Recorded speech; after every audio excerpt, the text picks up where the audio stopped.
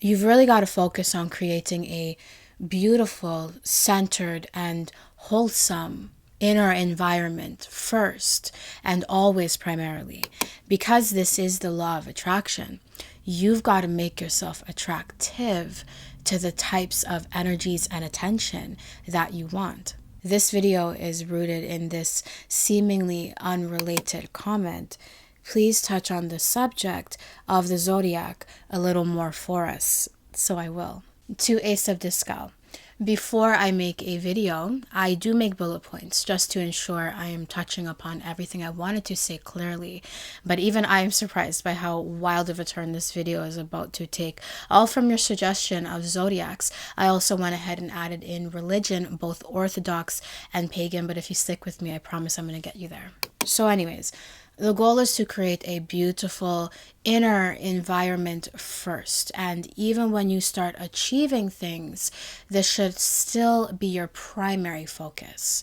Because, again, this is the law of attraction. You've got to first be attractive to the type of attention and energy that you want to see more of in your life. Think of it like this.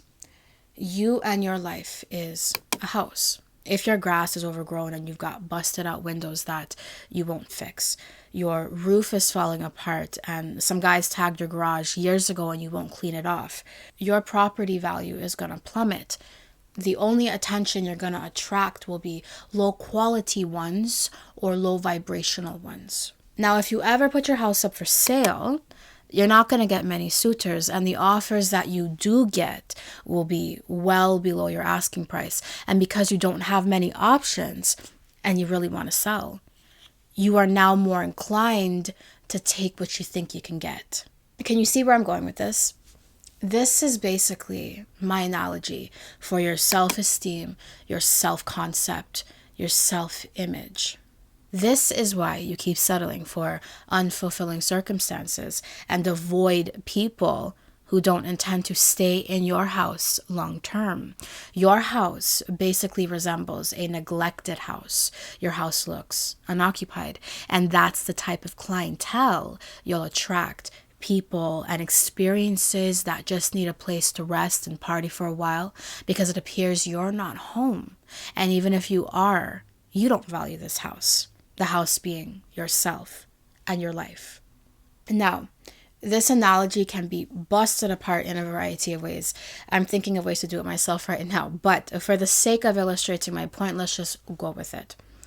The more you beautify your house, the more you keep the lights on when it's dark, the more you take care of it and protect it with a gate and a picket fence. You put your flower pots out and you make it an environment that is already fulfilling to you, the more appealing and attractive your property is going to be. Yes, sure, robbers and taggers may also be attracted to it, but they're not going to stick because it is so abundantly clear someone is home, someone is present. Presence, value, and clarity. The pillars to creating a beautiful inner environment that radiates outwards, making you attractive to better experiences and better experiences with better people for you. Working on yourself, improving upon what's already there, staying within yourself and cleaning up your life and your vibration. And investing in yourself requires presence. You have to be home in order to improve your home. And this looks like going within and making the changes to your life and to yourself that you've always wanted to see. The changes that you can start making now. Have you always wanted to learn another language? Have you always wanted to meditate more? Have you always wanted to start a side business? You don't have to manifest these things in the ethereal sense to get them done. You can take classes or download apps to learn another language, and within 12 months, you would technically be able to hold a conversation in another language. Now you've learned another language.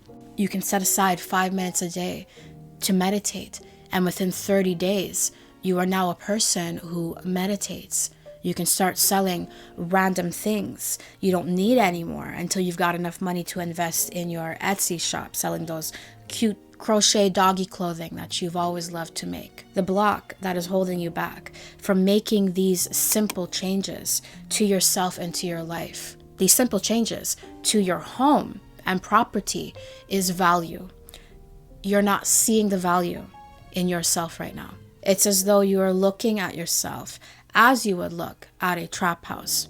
You cannot see the inherent value within it in the state that it's in, and you can't see the potential value even if you were to invest in it. The problem could be that you've become too interested in what's going on outside. You're too invested in what's going on within other people's homes than you are with what's going on within your own. And the funny thing is, the more you pull back your investment from other people and invest it within your own self and your own life, your own home, the more your value increases. The more your value increases, the more you'll want to increase its value by investing more into it. You'll want to add more renovations to your beautiful home. How do you, though, see the initial value within yourself and your life to begin investing more in it? Through clarity acquired through deep, honest reflection. Your house has good bones. You have good bones. Provided you're not involving anybody else against their consent. And I'm referring to those blood sacrifices that can take place from time to time within those root-based pagan religions. As a general rule, anything that brings you closer to your alignment with yourself and your ideal image of yourself is a good thing. Anything that helps you to healthily detach from the outcome while still keeping what it is that you want in mind is a good thing. Over the past 12 years, I have devoted myself to studying the spiritual laws of the universe and how it relates to self-improvement and goal achievement in a practical sense. And the most important thing I've learned thus far is that you've really got to focus on what's going on within. You need clarity, presence, and value. Enter in Jung-based psychology and the study of celestial bodies, their interpretations, and how they correlate to human experience and behavior, aka astrology. It's important to recognize that some people have been in such a chronic state of worthlessness that they may need just a little push from something that you may consider to be esoteric and possibly silly, okay? Not everybody can afford therapy right now, but they cannot be discarded. Let's say your sun sign is Aquarius. Typically, this could mean that you are detached and you're focused on deeper expansion and understanding. You're rebellious and you prioritize freedom and individuality. If you can look at that and see where it's accurate for you, then as silly as it may sound, you can use this to verify to yourself that you've got good bones. Same goes with Jungian-based psychology. Allegedly, ENTJ types are commanders and meant to take control of their lives. Now, if you find this accurate for you, you can use this to condition yourself to see the value within yourself and your own life, to begin adding even more value to it by investing. Your perception of yourself influences your thoughts, your feelings, and your actions. So if you see yourself as a winner, or in this case, a commander, you are more likely to exhibit traits of this perception. Similarly, if you see yourself as a pushover, you are more likely to behave as one. And the experiences and the people that you will attract will all serve to confirm this self-image, this self-concept. Now, tarot, herbs, crystals, and orthodox prayer are akin to manifesting techniques like SATs and scripting. I would argue that they are quite similar to diets when you're trying to lose weight. You have no personal evidence for yourself that following a specific diet will help you lose weight. You're relying on the testimonies of others and the science found by others to instill the faith within you that this will work for you too. Hence why, to actually lose that stubborn weight, you've got to trust the process, and you do. There are testimonies of people who've manifested things. There are studies that prove the correlation between self-esteem and behaviors. You have to trust that process. But besides that, the goal of these practices is to help you to let go and detach from the outcome, because you've done all that you can do. So now the probability of you achieving this thing is significantly higher, if not imminent. I was raised in the SDA denomination of Christianity, and every Saturday there were a variety of practices that we would all participate in. We would sing hymns, pray incessantly, tithe portions of our money, and listen to the testimonies of others, not to mention the 40-minute sermon from the pastor sharing the stories found in the Holy Bible. Furthermore, these practices were meant to encourage us to let go and let God. Every Christian prayer ends with Amen, which translates to, so be it. This means my prayer and all the things I've asked for are firm and sure. It's fixed. Tithing was spiritually based in the law of cause and effect, or of compensation. Pick one. Deepak Chopra more or less popularized it as the law of giving and receiving. Now, without getting too carried away with all of this, the first step in flipping a house is understanding that it is, in fact, a house. Just like you are a person, not a mistake, not a summary of your failures, no matter how vast they may be. To improve yourself and your environment, you must first identify that you are capable of improvement and worthy of the investment, because you've got good bones, just like that house. The goal is to be clear about yourself and to value yourself, to be present within yourself and your own life, because you can see clearly now how fulfilling it already is and could be, that even you're attracted to it.